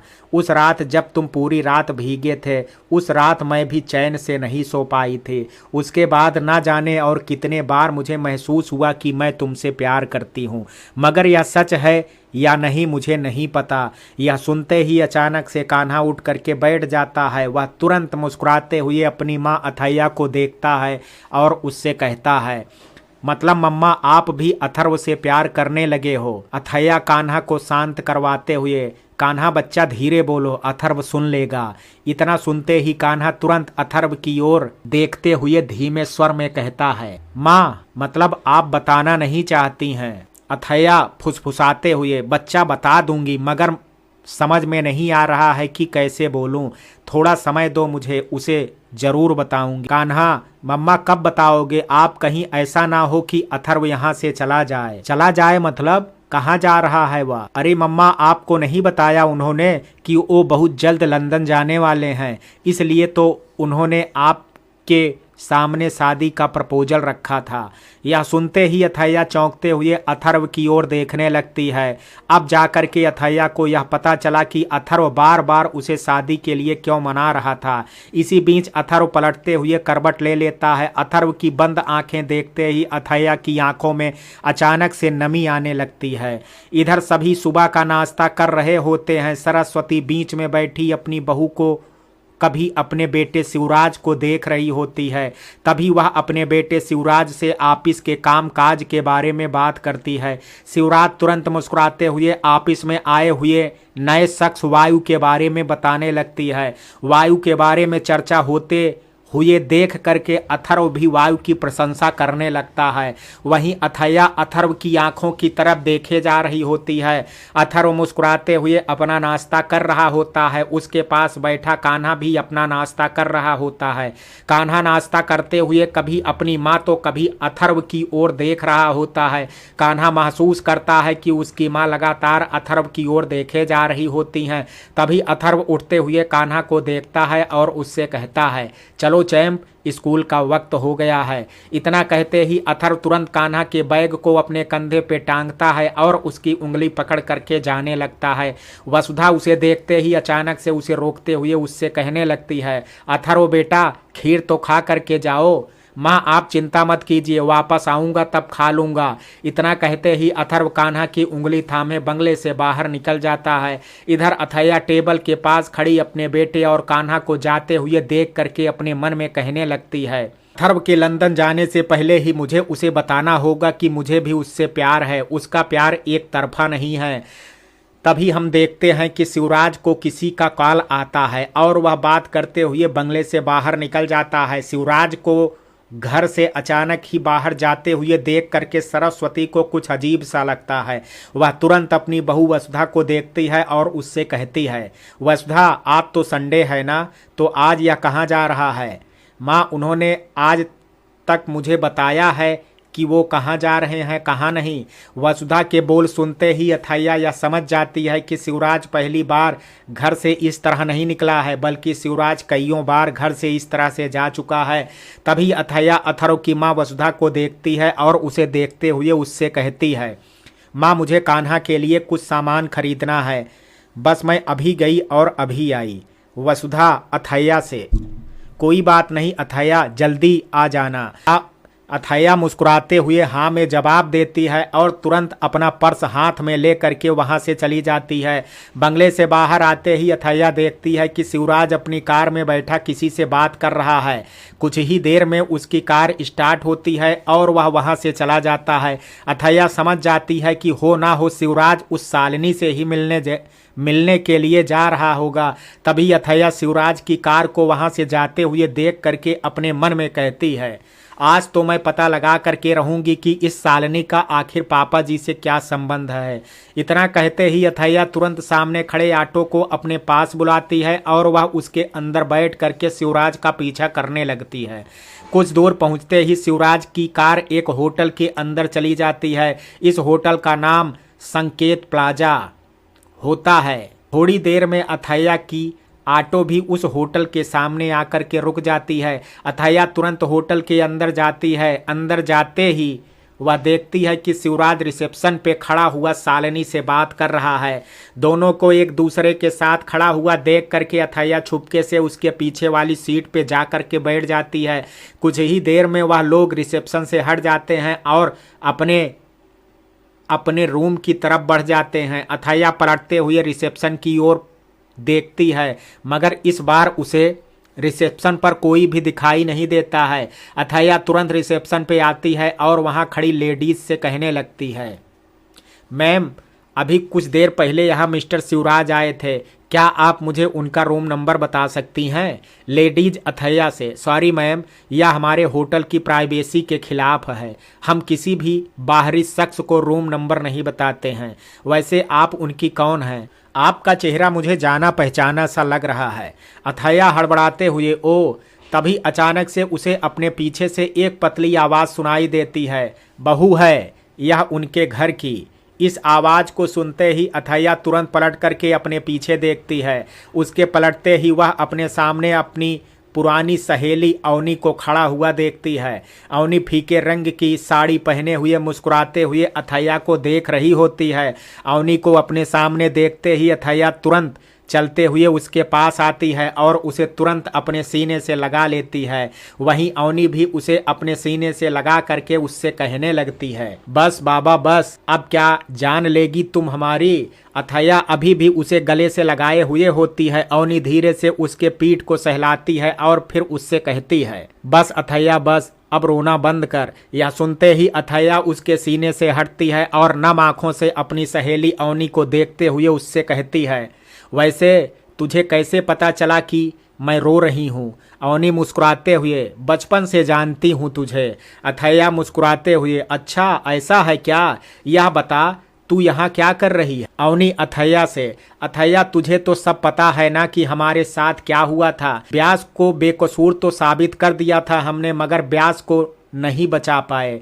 माँ ने कहा कि आखिर कब तक उनके लिए तड़पेगी, इसलिए यहाँ कबीर से मिलने आई हूँ। अथैया अवनी से, कबीर कौन है यह कबीर?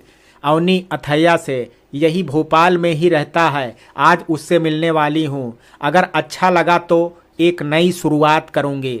अच्छा यह बता, क्या सारी बातें तू यहाँ रिसेप्शन पर ही करेगी? इतना सुनते ही अथैया मुस्कुराने लगती है। दोनों चलते हुए होटल के मेन हॉल में होते हुए गार्डन में पहुंच जाते हैं। कुछ देर बाद दोनों को अपनी अपनी सीटों पर बैठा हुआ देखते हैं। दोनों ठंडी ठंडी कोल्ड ड्रिंक्स पी रहे होते हैं। तभी अवनी अपनी दोस्त अथैया से उसके होटल आने की वजह पूछती है। अच्छा तुम्हारा तो पूछ लिया, अब तू बता अपना, आखिर तू यहाँ क्या कर रही है? अथैया शिवराज के बारे में बताते हुए, वो पापा जी से मिलने आई थी, मुझे उनसे कुछ काम था। अवनी अथैया से, वैसे क्या तूने अथर्व को हाँ कहा या अभी भी तुझे यही लगता है कि वह बुरा आदमी है? इधर अथर्व कान्हा को उसके स्कूल छोड़ करके जाने लगता है। वह पलटते हुए अपनी कार की तरफ जाने लगता है। तभी अचानक से कान्हा उसे डैड कह करके उसे पुकारता है। यह सुनते ही अथर्व तुरंत मुड़ करके कान्हा की तरफ देखने लगता है। कान्हा मुस्कुराते हुए अथर्व को देख रहा होता है। तभी वह भागते हुए उसके पास आता है और उसे धीरे से कहता है, आप जानते हो कि मेरे अलावा अब कोई और भी है जो आपको प्यार करता है? अथर्व कान्हा से धीमे स्वर में, मुझे पता है तू फिर एक बार अथैया का नाम लेने वाला है। टाइम तूने करवा चौथ वाले दिन भी कहा था कि उसने व्रत मेरे लिए रखा था, पर ऐसा कुछ भी नहीं था। कान्हा अथर्व से, नहीं सच में उस दिन उन्होंने व्रत आपके लिए ही रखा था, आपको विश्वास नहीं है? अथर्व तुरंत जवाब देते हुए, नहीं। यह सुनते ही अथर्व एक मिनी टेप अथर्व को दिखाते हुए उसकी हथेली पर रख देता है। वहीं अथर्व भी उस टेप को देखने लगता है। तभी कान्हा मुस्कुराते हुए अथर्व से कहता है, कान्हा अथर्व से, अच्छा तो फिर आप इस टेप को सुन लीजिए, आपको खुद ही पता चल जाएगा कि आपका चैंप सच कह रहा है या झूठ। अब मैं चलता हूँ। इधर होटल में अथैया अब शिवराज का पीछा करने की वजह अपनी दोस्त अवनी के साथ बैठी उससे बातें कर रही होती है। वह अपनी दोस्त से बात करने की वजह से शिवराज को भूल जाती है। तभी अवनी अथैया को देखते हुए उससे कहती है, समझ में नहीं आ रहा है कि तू उससे प्यार करती भी है या नहीं। अथैया अवनी से, हाँ यही सच है, मुझे नहीं पता कि यह दिल उसे चाहता है या नहीं। कभी उसकी करीबी मुझे पसंद आती है तो कभी उसका करीब आना मुझे बुरा लगता है। अथैया अपनी आंखें बंद करो, अपने दिल की गहराइयों से देखो कि तुम्हें कौन नजर आ रहा है। सच खुद ब खुद बाहर आ जाएगा। यह सुनते ही अथैया तुरंत अपनी निगाहों को बंद करती है। आंख बंद होते ही अथैया को वह दिन दिखाई देता है जब वह अथर्व से पहली बार मिली थी। फिर अचानक से उसे वह दिन दिखाई देता है जब उसने अथर्व के ऊपर हाथ उठाया था। उसके बाद उसे वह दिन भी दिखाई देता है जब वह पूरी रात बारिश में उसके लिए खड़ा रहा। तभी उसकी दोस्त अवनी उसे अपनी आंख खोलने के लिए कहती है। अथैया धीरे से अपनी आंखें खोलती है और अपनी दोस्त अवनी को देखती है। तभी अवनी मुस्कुरा करके उससे कहती है, बताओ क्या नजर आया, मयंक या अथर्व? हम जानते हैं कि किसी अपने को खोने के बाद कैसा लगता है। हमने भी किसी अपने को खोया है, मगर वो अपना मयंक जैसा नहीं था। शर्त के साथ कह रहे हैं कि मयंक के साथ बिताए गए दिन तुम्हें याद हो या नहीं, मगर तुम्हें अथर्व के साथ बिताए गए दिन पक्के से याद होंगे। अथैया हड़बड़ाते हुए, अथर्व? अवनी अथैया से, इसका मतलब अथैया तुम भी उससे प्यार करती हो, मगर इस वक्त तुम्हारा दिल तुम्हारे दिमाग को नहीं समझा पा रहा है कि तुम अथर्व से कितना प्यार करती हो। अब सब तुम्हारे ऊपर है कि आगे तुम क्या चाहती हो। अवनी उससे बात कर ही रही होती है कि तभी अचानक से उसे किसी का कॉल आता है। वह तुरंत अपनी दोस्त अथैया को देखती है और उससे कहती है, अवनी जाते हुए, कॉल आया है, जाना पड़ेगा। अथैया तुम्हारी गाड़ी भी उसी ट्रैक पर चल रही है जिस ट्रैक पे हमारी चल रही है, मगर आज हम अपने लिए एक नया जीवन साथी ढूंढेंगे। इतना कहते ही अवनी वहां से चली जाती है। अवनी के वहां से जाते ही अथैया को याद आता है कि वह होटल में शिवराज और शालिनी का राज पता लगाने के लिए आई थी। वह तुरंत वहां से जाती है और शिवराज के रूम को ढूंढने लगती है। इधर अथर्व कार में बैठा घर की ओर चला आ रहा होता है। वह घर आते समय उस टेप को चालू करता है जिस टेप को कान्हा ने उसे दिया था। टेप चालू करते ही अथर्व अचानक से अथैया की आवाज़ को सुनता है। अथैया रिकॉर्डिंग में कान्हा को बता रही होती है कि वो ना जाने कब से अथर्व से प्यार करती है, मगर वह कभी भी अथर्व को सच बता नहीं पाई। इतना ही नहीं, अथर्व को यह भी पता चलता है कि अथैया ने करवा चौथ कान्हा के लिए नहीं बल्कि अथर्व के लिए ही। अथर्व अपनी कार चलाते हुए अपने घर आ पहुंचता है। वसुधा उसे आते हुए देख करके उससे पूछने लगती है कि वह रात के डिनर में क्या खाना चाहेगा।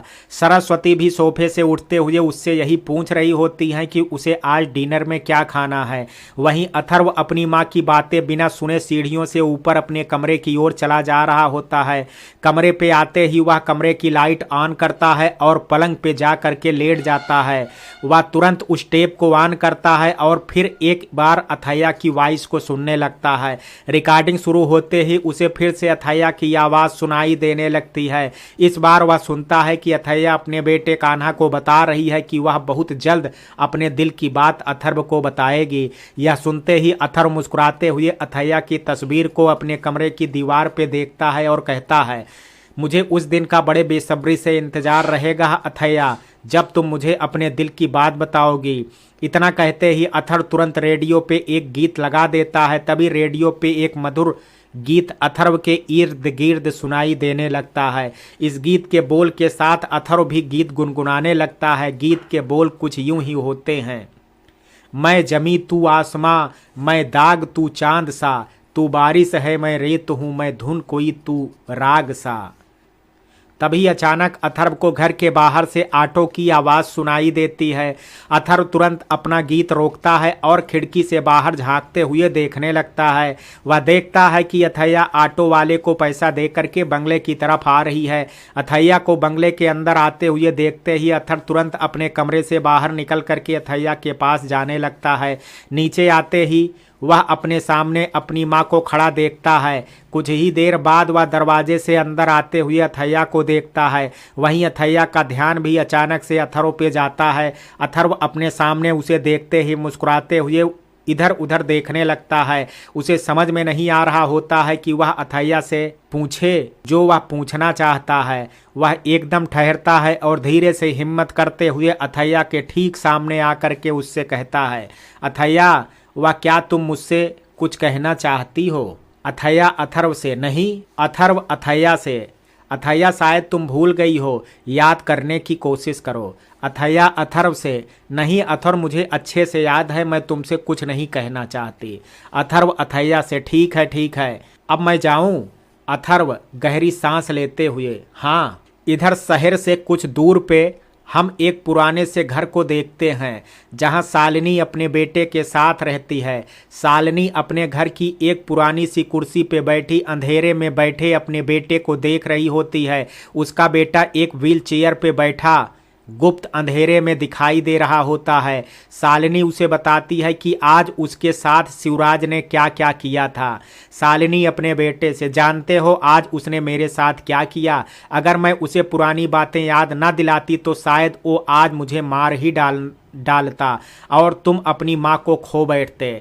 या सुनते ही अंधेरे की तरफ बैठा हुआ आदमी शालिनी की ओर देखते हुए जूस पीते हुए उसे कहता है, शालिनी का बेटा शालिनी से, आपको क्या लगता है कि वह आदमी इतना आसानी से आपको मार सकता है? नहीं, कभी नहीं। उसकी गर्दन मेरे हाथों में है माँ, जब चाहूँ तब उसकी गर्दन को नचोड़ सकता हूँ। शालिनी अपने बेटे से, जानती हूँ कि उसकी गर्दन हमारे हाथों में है, तभी तो आज उसने तुम्हें अपने साथ खड़ा किया है। शालिनी का बेटा शालिनी से, मगर माँ मुझे सिर्फ उसके साथ खड़ा नहीं होना है बल्कि उस घर में जा कर के उस घर की दौलत शोहरत को भी अपने नाम करवाना है। इतना ही नहीं, उस घर के बेटे की पदवी भी मुझे चाहिए। शालिनी, तुम्हें शोहरत और दौलत तो वह देगा ही, मगर अपना नाम वह तुम्हें कभी नहीं देगा। नहीं देगा तो मैं छीन लूँगा। आखिर कब तक मैं बिना बाप का बेटा बन करके जीऊँगा? देख लेना, एक दिन मैं उसके घर में कदम रखूँगा और वो भी बहुत जल्द। इधर अथैया को आखिरकार वह कमरा मिल जाता है जिस कमरे में शिवराज और शालिनी मौजूद होते हैं। कमरे के अंदर से कुछ अजीबो गरीब आवाज़ आ रही होती है। इस आवाज़ को सुनते ही अथैया उस आवाज़ को सुनने के लिए दरवाजे के पास आ करके दरवाजे पे कान लगा करके सुनने की कोशिश करने लगती है। वह अच्छे से कुछ सुन पाती इससे पहले ही कोई अथैया के कंधे पे हाथ रख देता है। अथैया तुरंत पलट करके देखती है, तभी वह अपने सामने अपनी सहेली अवनी को खड़ा हुआ देखती है। अवनी मुस्कुराते हुए उसे देखे जा रही होती है। अपनी सहेली को अपने सामने देखते ही अथैया तुरंत मुस्कुराते हुए उससे कहती है, अरे अवनी तुम यहाँ, तुम अभी तक नहीं मिली क्या कबीर से? अवनी मुस्कुराते हुए, नहीं कबीर आने वाला था मगर वो आया नहीं। वैसे तुम यहाँ क्या कर रही हो? अथैया अवनी से, ओ मैं तुमसे ज़्यादा झूठ नहीं बोल सकती। दरअसल इतना कहते ही अथैया अपनी सहेली अवनी को शिवराज के बारे में सब कुछ बता देती है। इसके साथ साथ वह उसे यह भी बताती है कि आज शिवराज जिस औरत से मिलने के लिए आया है वह औरत वही है जिसकी तस्वीर उसने अथर्व के पुराने कमरे में देखी थी। वही अथर्व ने उसे यह बताया था कि मालिनी उसके पिता के साथ साथ उसकी माँ की भी सहेली थी। कुछ ही पल में अथैया और अवनी को होटल के एक रूम में देखते हैं।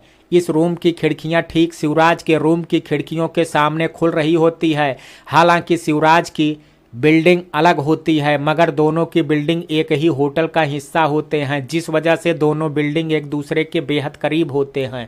वहीं इस रूम में से उस रूम की आवाज़ बेहद ही साफ सुनाई दे रही होती है। इस बीच अथैया अवनी के रूम में से मालिनी को देखती है। मालिनी जूस पीते हुए शिवराज से कुछ बात कर रही होती है।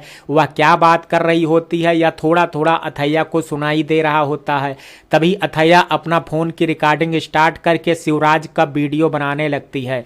शालिनी शिवराज के रूम में बैठी जूस पीते हुए उसे देखते हुए उसे कुछ कह रही होती है। शिवराज गुस्से से खड़े होकर के एकदम से उसकी गर्दन पकड़ करके उसे कुछ बुरा भला बोलने लगता है। ऐसा लग रहा होता है कि जैसे वह उसे आज मार ही डालेगा। शिवराज लगातार उसका गला दबाए जा रहा होता है, जिस वजह से शालिनी की आंखों से आंसू निकलते हुए देख पा रहे होते हैं। गला दबने की वजह से शालिनी रुकती हुई सांसों को भरते हुए उससे कह रही होती है वह क्या क्या शिवराज से कह रही होती है, या कुछ हथैया कुछ समझ में आ रहा होता है। वह उससे कुछ कह रही होती है कि अगर वह चाहे तो कभी भी उसकी पोल खोल सकती है।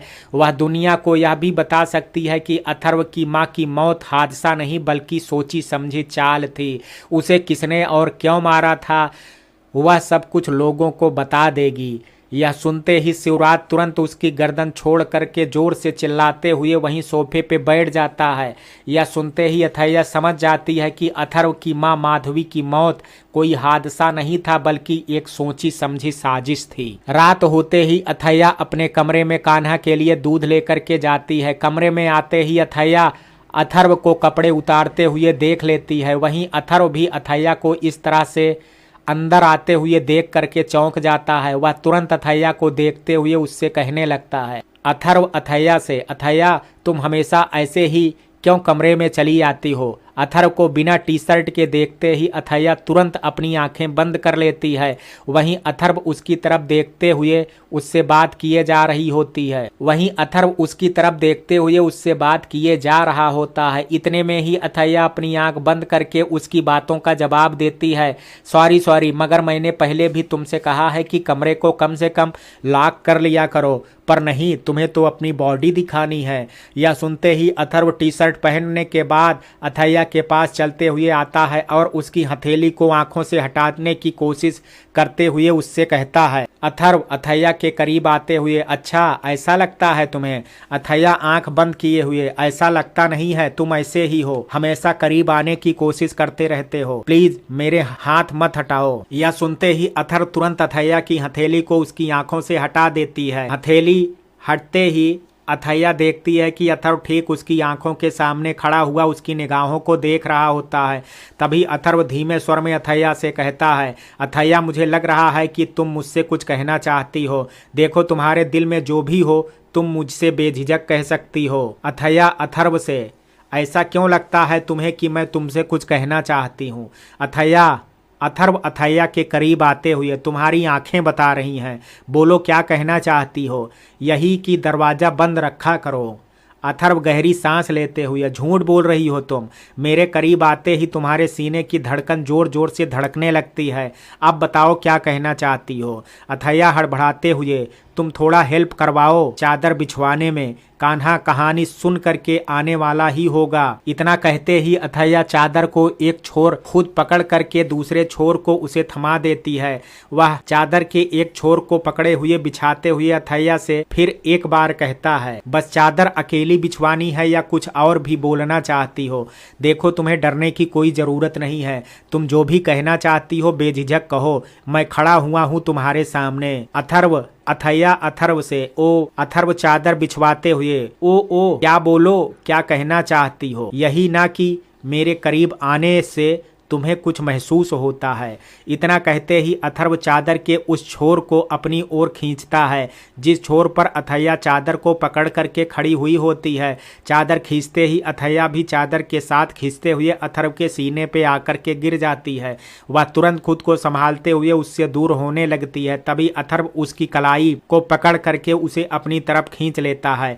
यह देखते ही अथैया हिचकिचाते हुए अपनी कलाई उससे छुड़ाने लगती है। तभी अथर्व उसकी कलाई को अपनी और भी कस करके पकड़ते हुए गहरी सांस लेते हुए उससे कहता है, बोलो अथैया, आखिर क्या महसूस होता है तुम्हें मेरे करीब आकर के। क्या तुम्हें भी लगता है कि मेरी सांसें तुम्हारी सांसों में घुलने लगी हैं।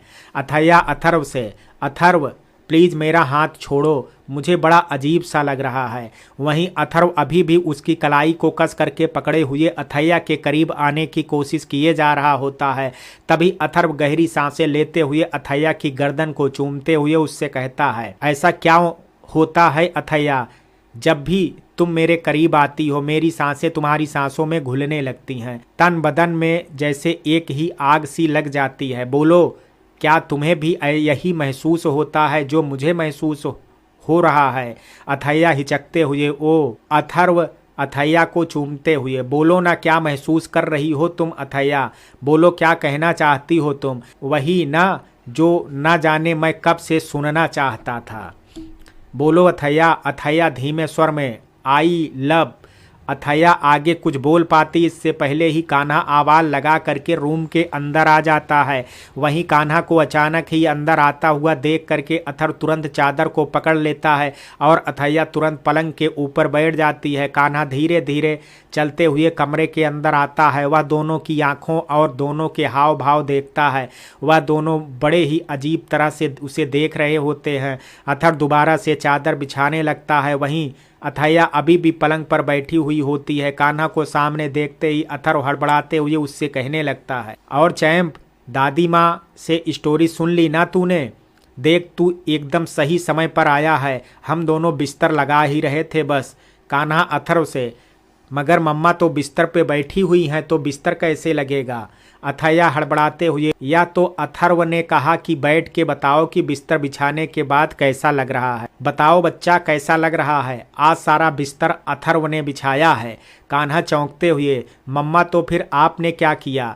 अथर्व गुस्सा होते हुए, कुछ नहीं, सिर्फ आर्डर दिए इसने, यह करो वह करो, मगर मैडम असल बात पर नहीं आई बस। कान्हा अथैया से, मम्मा आप अथर्व से इतना काम क्यों करवाते हो? चलो अथर्व, हम दोनों मिल करके अपना बिस्तर तैयार करते हैं। अथर्व कान्हा से, चैंप बिस्तर बिछ गया है, तू बस गर्मा गर्म दूध पी। अथैया यह कहते ही अथर्व की झुकी निगाहों को ऊपर उठाते हुए अथैया के चेहरे को देखने लगता है। यह कहते ही अथर्व झुकी हुई निगाहों को ऊपर उठाते हुए अथैया के चेहरे को देखने लगता है। वहीं अथैया उसकी निगाहों देखते ही कान्हा के गिलास को उठाती है और उसे दूध पिलाने लगती है। अथर्व वहीं किनारे पे हाथ रख करके खड़ा हो जाता है। अथर्व अब अच्छे से जान चुका है कि अथैया भी वही चाहती है जो वो चाहता है, मगर वह इस बात से डरती है कि उसे जो हुआ है वह प्यार है भी कि नहीं।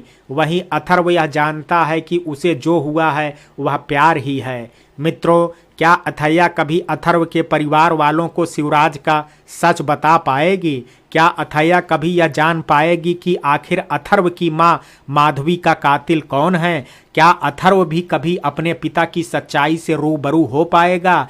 क्या अथैया कभी अथर्व को अपने दिल का हाल सुना पाएगी? जानने के लिए कल सुनिए कहानी का 11वां भाग। मित्रों, कहानी का ये भाग आपको कैसा लगा? आप अपनी राय मुझे कमेंट बॉक्स में ज़रूर दीजिएगा। वीडियो पसंद आया हो तो वीडियो को लाइक शेयर, अगर चैनल पर पहली बार विजिट कर रहे हैं तो कृपया चैनल को सब्सक्राइब करना ना भूलें। कल मिलते हैं कहानी के शेष भाग के साथ। तब तक के लिए जय हिंद, जय भारत।